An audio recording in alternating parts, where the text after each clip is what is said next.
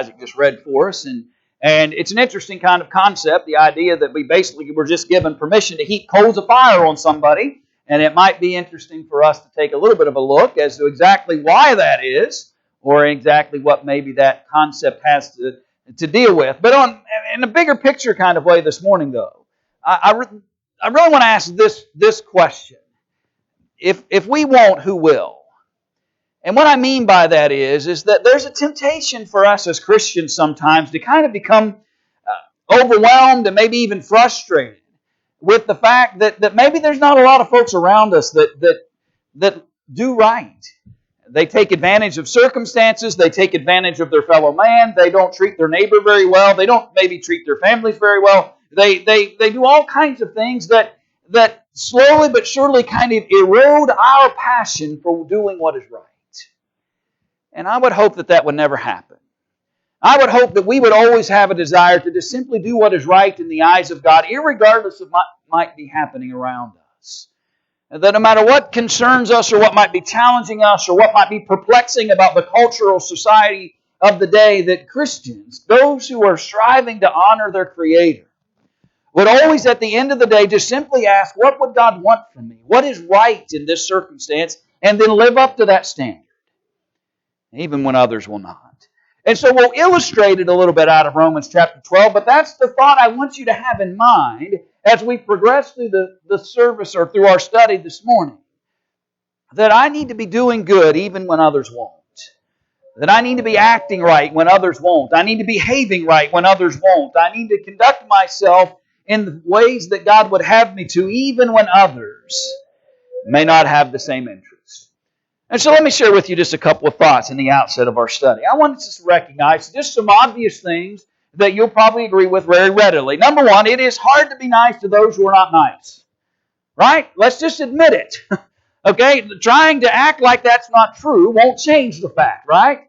It is not always an easy thing to be nice to those who you know won't appreciate it, won't return it, and certainly won't act that way in relationship to you or anybody else for that matter. It is not an easy thing. In fact, it's very hard sometimes to be nice to those who are not nice. But the Lord challenges me to do it anyway. They may antagonize us. Are there people in your life that know where all your buttons and switches are? You know what I mean? They know exactly what to say, when to say it, how to say it. They know exactly where the button is or what switch to throw. And they know the moment they do it, they've got you. The moment they say a certain thing or remind you of a certain thing or suggest a certain thing, then all of a sudden now they've got your... They purposely antagonize us at times. They could be our neighbors. They could be co-workers. They could be family. And dare I even say it, it could be the fellow down the pew. Don't look around. You never know where the source might be. And sometimes there's going to be challenges for us to do what is right because the circumstances all around me are leading and pointing me and pushing me to do the exact opposite of what God would really want me to do in those moments. And it's difficult sometimes to even know exactly how I should respond. What do I do when somebody is not treating me right or not speaking to me right or not addressing a circumstance in a fashion that's really a positive thing? How is it that I respond to those kinds of moments? That's the discussion for this morning. Now let me suggest to you there's the way the world does it, and I would avoid that if we can. The way the world would do that is that when they're wronged, it is common to simply seek revenge. The world would tell us that if somebody gets you, get them back, and if you can happen to get a little ahead of the game and get them before they get you, that you're even better off. That's what the world would say. When wronged, seek revenge. When wronged, come after those who are challenging you. Some would justify what we might call the cold shoulder approach. I don't want to be guilty of looking like I'm revenging, but don't ask me to speak to them. Don't ask me to have a conversation with them. Don't ask me to treat them in favorable ways. I'm throwing shade at them the whole time, or however they say that nowadays. You see, sometimes I think we forget that this approach, this idea of, well, I'm not going to do anything directly to them, but I'm certainly not going to give them any kind of attention or thought or any kind of consideration. And may I suggest to you, that's just as wrong as actually seeking some type of revenge against them. The world would say, well, that's at least a safer approach, but I'm not so sure that's the way God would want us to view it. Even if nothing is said or done, maybe the problem is the heart may be condemned for not having the right attitude toward our enemy. The world would say something if you want to say something. The world would say, ignore them if you want to ignore them. And the world would say, think whatever you want to think about them because they won't know anyway. But that's not what I believe the Lord would want us to do. The way of the world will challenge us and even compel us to maybe even kind of use God's will in inappropriate ways. Lest you thought I would never get there, let's start looking at some Scripture together. Let's look at Matthew chapter 5, verse 38. That's a little longer of a tone-setting session that I usually have in sermons, but let's get into the narratives that we want to look at in relationship to now that you have the picture that I'm trying to draw. In Matthew chapter 5, verse 38, notice he said, and there's a long list, we studied some of these not that long ago, but he said, you have heard that it was said. In other words, it's a common expression. You've heard this. Right? An eye for an eye and a tooth for a tooth. And you know what's interesting about that? Jesus says to this audience that he's speaking to, you've heard that it has been said, an eye for an eye and a tooth for a tooth. And here we are, some 2,000 years later almost, and guess what people are still saying? An eye for an eye and a tooth for a tooth. Here we are, centuries later, and men are still using that phrase. In other words, if he hits you, you hit him. If he takes your eye, you take his eye. If he hurt. And that's not really at all what Jesus had in mind. I tell you, verse 39, I tell you not to resist an evil person. Whatever slaps you on your right cheek, turn the other to him also. Jesus says the law, even though, by the way, they're quoting the law correctly. They're quoting the Old Testament law correctly. The problem is they weren't applying it correctly.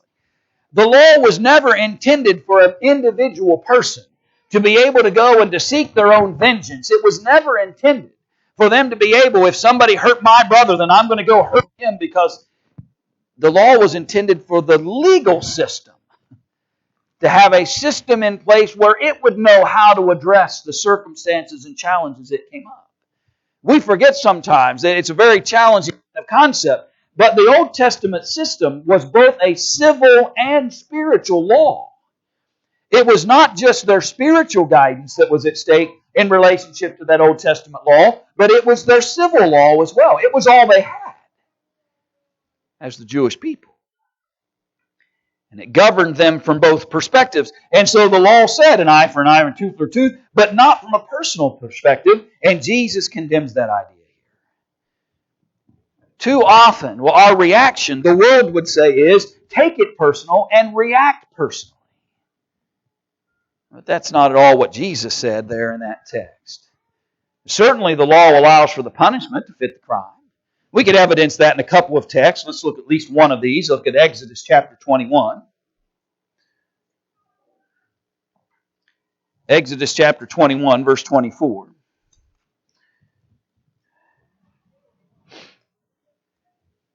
Just to clarify that it is part of the law, notice he says eye for eye, tooth for tooth, hand for hand, foot for foot, burn for burn, wound for wound, stripe for stripe.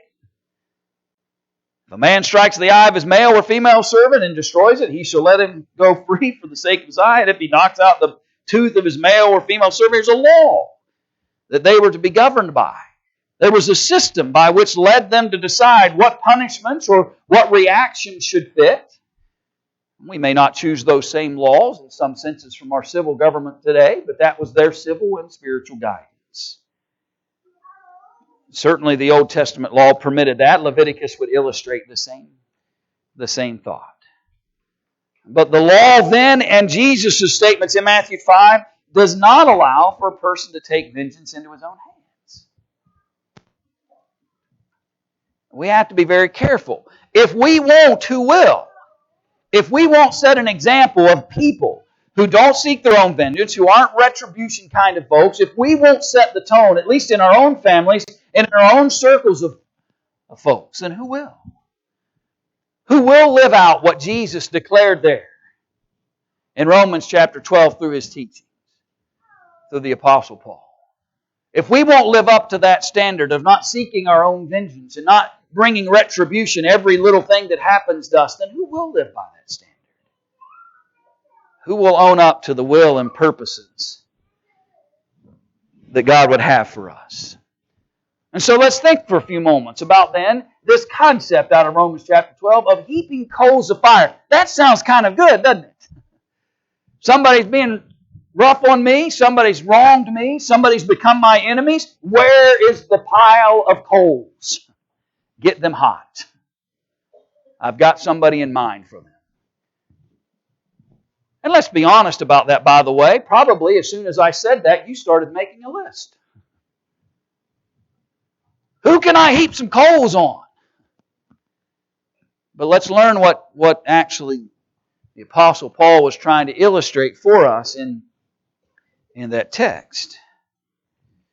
He teaches us that doing good to your enemy results in heaping burning coals on his head.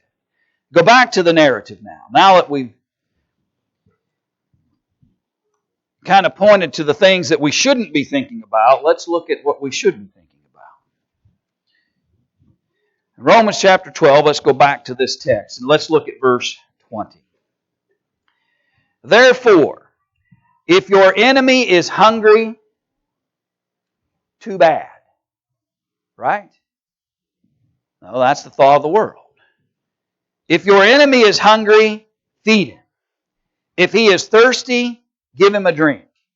For in so doing, you will heap coals of fire on his head. So the idea of heaping coals of fire then is not literal, it is a picture. And he says the manner in which you heap coals of fire is you do good when others would not. You respond to your enemies in ways that others would not. When somebody's hungry but they're not very nice to you, you feed them anyway. When they ask you for a cold drink but they haven't been all that kind to you, you give them a cold drink anyway. And in so doing, you heap coals of fire. As I understand it historically, there was an Egyptian tradition of a semblance of penitence where they would actually carry coals, hot burning coals, on their heads. They would carry them around as a sign of penitence, a sign of change, and so how do I change the mind of my enemy? How do I encourage them or lead them or hope that they will turn their mindsets away from me and the harm they may be doing? And when the temptation is to throw real coals at them, Jesus says you feed them and you give them something to drink. That's what you do. You do the exact opposite of what the world would do. You do the exact opposite of what the world might suggest you should do. And again, friends, I'm asking this morning, not just the principle itself, but are we learning the greater principle is, if we won't do this, who will? Where will society be if no one is willing to do good unto their enemies? If no one is willing to do good unto their enemies, what will we perpetually have? Enemies. If we're always seeking personal retribution, if we're always seeking some kind of vengeance, if it's always adversarial, if we continue in that mode, then we only perpetuate the problem. Jesus is illustrating for us a beautiful sentiment. That the way you turn enemies away from being such is not by throwing hot coals, but by doing good unto them, and in so doing, it is better than these hot coals. It has the results that we're looking for. And we may feel like that maybe I can't have some great impact upon the world, and maybe my sphere is so small and the circle I live in is so small that what great impact, but whatever size of circle you live in, if you won't, who will? If I won't, who will? Honor the thoughts and intents that Jesus illustrates. Heaping coals of fire, by the way, and feeding them and giving them something to drink is not an attempt or a biblical way to get even. What's being described here by Paul is not an attempt to give us some ability to get even with folks. But it's about trying to change the minds and hearts and thoughts of those who may be challenging us. And following the Lord's will benefits the soul of your enemy, in other words. You know, it's a fascinating concept when you think about it. Jesus doesn't want us simply interested in those that are close to us and those who will love us and appreciate us and all those wonderful things. Jesus wants us to be genuinely concerned about those who may hate us or despise us or harm us or say evil about us. Jesus wants us to be concerned about the soul and the well-being, spiritually especially, of those who may be some of the most challenging folks that are around us. And trust me, there are days where well, nobody here, but there are days where I run into folks that I just assume push away. Where I just assume be done. But if I won't feed, and if I won't offer a cup of cold water, if I won't live the standard of God in relationship to this and any other subject, by the way, then who will? If I won't honor the example I should be, if I won't live up to what Jesus would expect of me as His follower, as a child of God, if I'm unwilling to at times to swallow my pride, if I'm unwilling to say I'm sorry, I should not have done that or said that or reacted that way. If I'm unwilling to ask the forgiveness of another who I should be asking the forgiveness from, then who will? Who is going to do that? If the followers of Jesus won't. And who will strive to benefit the souls of those around us? As we mentioned earlier, there's this Egyptian custom who had a penitent person carry a pan of burning coals on their head. You can only imagine that kind of scene. But Jesus gives us a better way, if you will, to accomplish the same purpose. And that concept, number one, was to teach the penitent and to help them appreciate the fact of the harm that they had caused. And there's a very literal connection they have to that by this tradition that they have. Jesus says, I don't need you to carry big containers full of hot coals to get the point. What I want you to do is start reacting to those circumstances differently. I want you to react and honor who I am and what I'm about, even when others will not. To treat your enemy as if he were your friend is not easy. But if we won't, who will? And that's the type of love, by the way, that God demonstrated to us. Go back to Romans 5. Let's look at this. It's a familiar text, but let's go look at it, and I want you to make application of it as it connects to our conversation today. In Romans chapter 5, verse 6, for when we were still without strength, in due time Christ died for the ungodly. For scarcely for a righteous man will one die.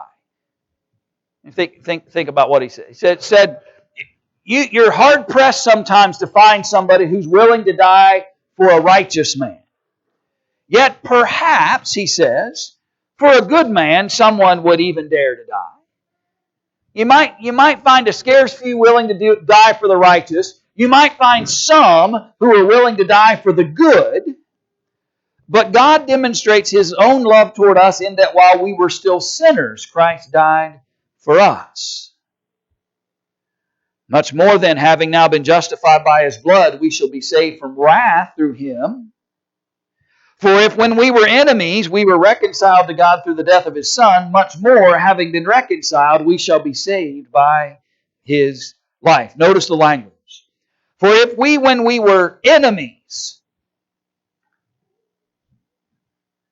Up until the moment I was reconciled to my Creator through the blood of the Lamb, up until the moment I was reconciled to God through obedience to the will and purposes of Jesus, up until that moment, I'm considered an enemy of God, and yet He still sent His Son to die. And there are many valuable lessons from this narrative that we could extract, but I just simply want you to connect it for the moment to the conversation we're having. What would have happened to us if God treated us as His enemies because of sin the way I treat my enemies? Where would I be if God treated me like I treat some of the folks that aggravate me on a daily or weekly basis? Where would I be if God enacted the very same concepts that I enact or employ? Where would I be if God did to me what I do to others? Where would I be? And there's this beautiful picture that we're being drawn here for us by Paul in this text of an appreciation for the condition we were in when God sent His Son to die upon the cross, to bring us and lead us to salvation through the blood that Jesus was willing to give. So the next time I'm wondering, do I want to feed and offer a water, or do I want to get some real hot burning coals prepared? And then maybe stop and consider how God treated us, though we were enemies of His because of sin. And then I want you to go back to Romans 12 for a moment. I want you to notice another concept.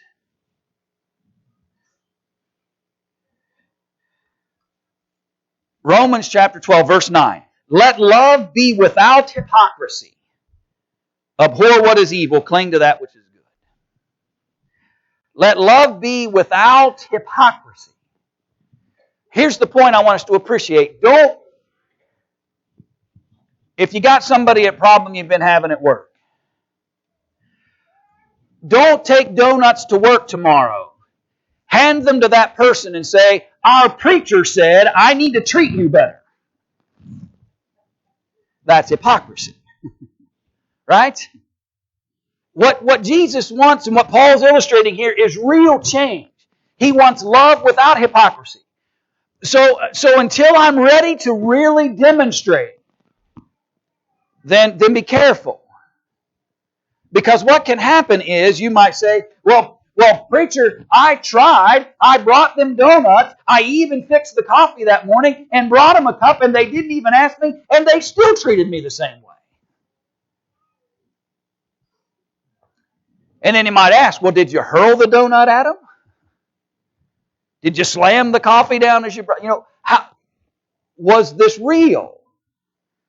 Was your attempt or my attempt to bring and offer love to them, was it real? Did it really come from me? Or is it just some kind of attempt? Because it won't work. I'm convinced that this narrative here in Romans chapter 12 needs to be understood together. I keep saying Jesus in relationship to this text. I don't know why I do that. Paul, when he writes this, when he makes those statements at the latter end of this chapter, he's already had this conversation about love without hypocrisy. And so for feeding them and offering them, in so doing you heap coals of fire, that only is effective if it comes from a genuine heart of love towards others. And here's the challenge that we have, and if we won't, who will? It's hard sometimes to show and express love, and in the same moment not like the behaviors of individuals. Those are, by the way, two kind of separate issues. I've never stopped loving my children. But there are some times where I did not like what they did. Right? We won't enumerate them, but there are times where a circumstance might lend itself to I may not like the way they're acting. I may not like the behaviors that they're demonstrating. And the challenge that we have sometimes is in the workplace, at school, wherever it might be, I need to demonstrate love despite the fact that their behaviors may not be all that likable. And I need to begin to develop a genuine, heartfelt connection. I want to do good unto them. I want their mindset to change. I hope that penitence will come. I hope it'll affect a change. And I know this sounds like circular kind of thinking, but I believe it to be true in this circumstance and in this discussion. But don't equate the success rate of those efforts to whether you should continue those efforts or not. And what I mean by that is simply this. Don't show some acts of kindness.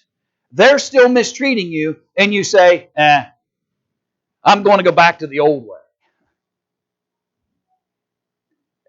It may not. They may refuse to wear the burning coals.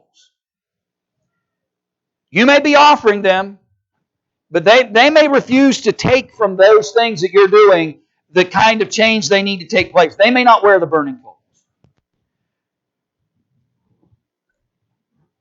But if we won't, who will? As it relates to doing what is right and good, irregardless of what the success rate in our minds might be. If we won't, who will?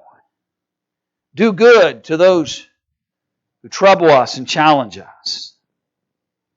And build a sincere love for other people that always wants to do everything I can to bring the best into those circumstances and moments. If we won't, who will? That's what I want us to take home today. That's the overwhelming picture and thought that I hope that we'll all take home today. To not think about these kinds of subjects and these kinds of thoughts as an issue for somebody else. Have you ever said that, by the way?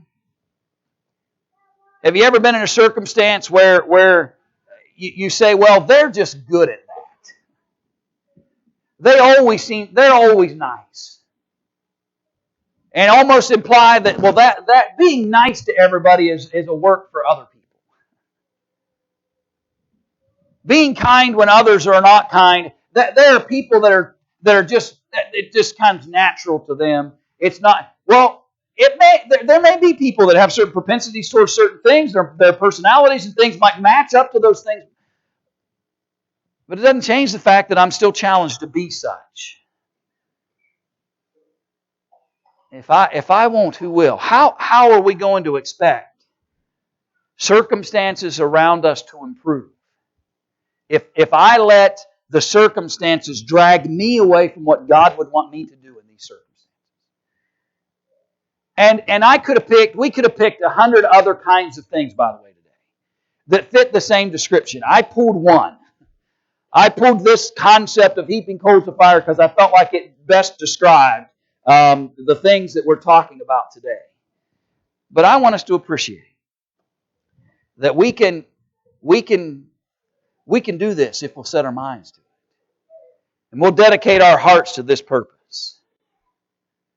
We can do what's right when others won't.